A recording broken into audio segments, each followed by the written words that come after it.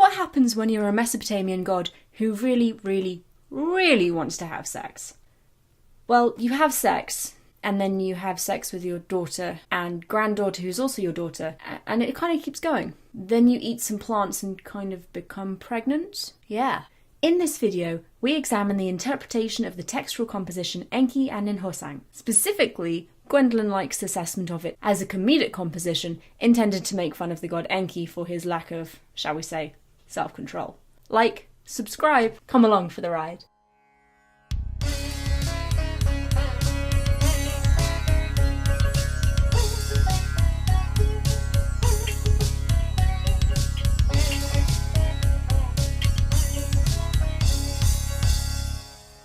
Welcome back, everybody, to Sex and Eroticism in Mesopotamian Literature.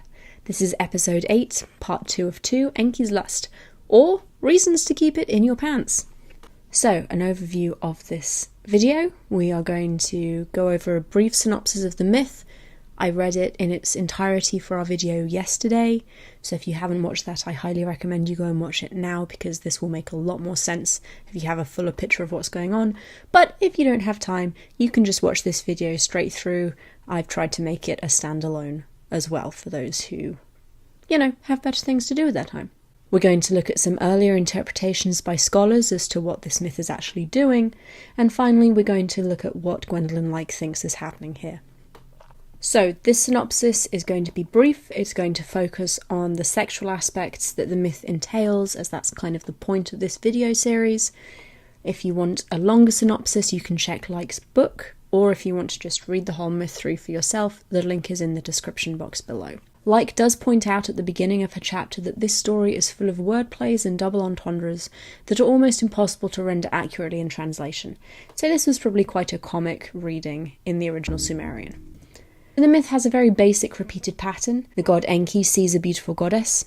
Because he's Enki, he has sex with her, and she becomes immediately pregnant. After a mere 9 days, the goddess gives birth to a daughter, who Enki then sees, falls in love with, has sex with, impregnates. She gives birth to a beautiful daughter, and so on and so forth. In the final encounter, instead of engendering a daughter in the goddess that he has just had sex with, the semen is removed from the goddess Utu, cast on the ground, and Enki, has some plants for grandbabies, I guess. He sees the plants from afar, eats them, instead of having sex with them, which I guess is an improvement, maybe, and is cursed by Ninhursag and becomes sick. The first and the last goddesses in this sequence are particularly interesting. The first goddess is Ninsekila. She's also called Damgalnuna and Ninhursag in the myth. They interchange those names quite freely. The composition itself is set in the pseudo-mythical city of Dilmun.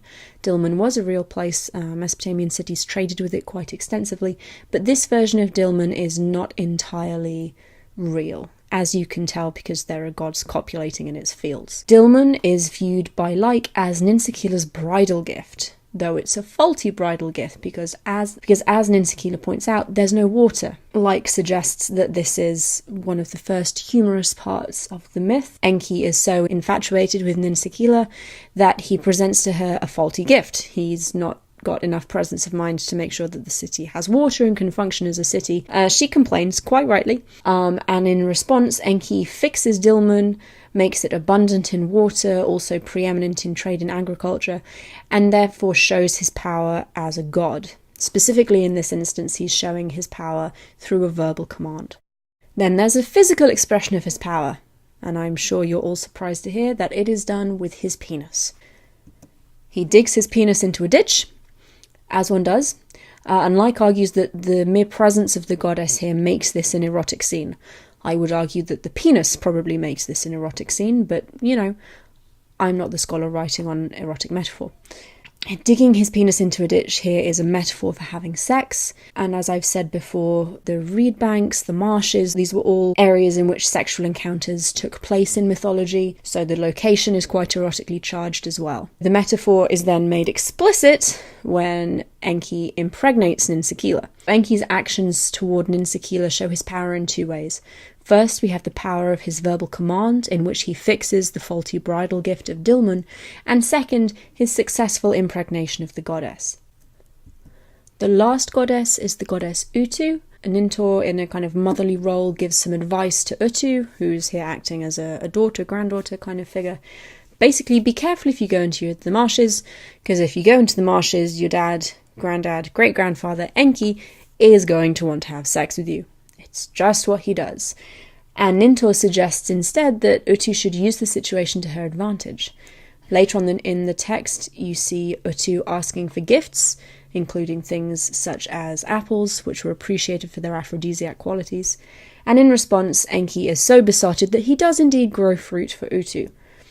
And then they copulate, and while Utu doesn't become pregnant, Enki's virility is still exhibited because his semen produces the plants that we see later in the composition. We have some erotic metaphors here. This is slightly different to the translation that I read yesterday.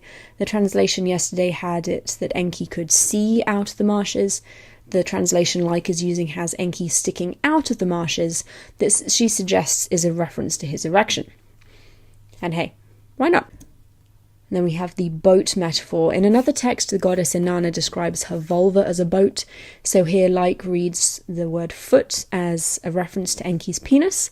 So Enki puts his foot in the boat, or his penis in the vulva, stating that while Enki's foot was in the boat, he won't stay on dry land for long. Ha ha ha. See what she did there. And finally, Enki fills the canals with water to produce fruit and vegetables for Utu, which, like, makes the point is not quite the watering he was planning on doing. This plays on the Sumerian word for water, which is also the word for semen. So here he is watering plants, when really what he wants to be doing is watering Utu's womb with his semen. This has been treated to several prior interpretations. First, 🀭 argues that Ninhursag curses Enki because Utu is male, and sees this as an injunction against homosexuality. Unfortunately, the philology does strongly suggest that Utu is a female, so this argument does not hold up. Kirk links sexual irregularity, which would be the continual incest instigated by Enki, with irrigation, and suggests that the irregular use of sex wastes Enki's fertile potential. Ulster notes a series of unnatural acts, again, that would be the incest, and sees the whole point of the text as establishment of exogamous marriages as the main theme. Attinger sees it quite similarly. The father-daughter incest is the cause for Ninhursag's curse. And finally, Jakobsen argues that the story is in fact intended to entertain or flatter visitors from Dilmun. What Leick thinks? Well, she says she's not going to try and account for all the motifs in the myth, because there are far too many passages that are either fragmentary or imperfectly understood.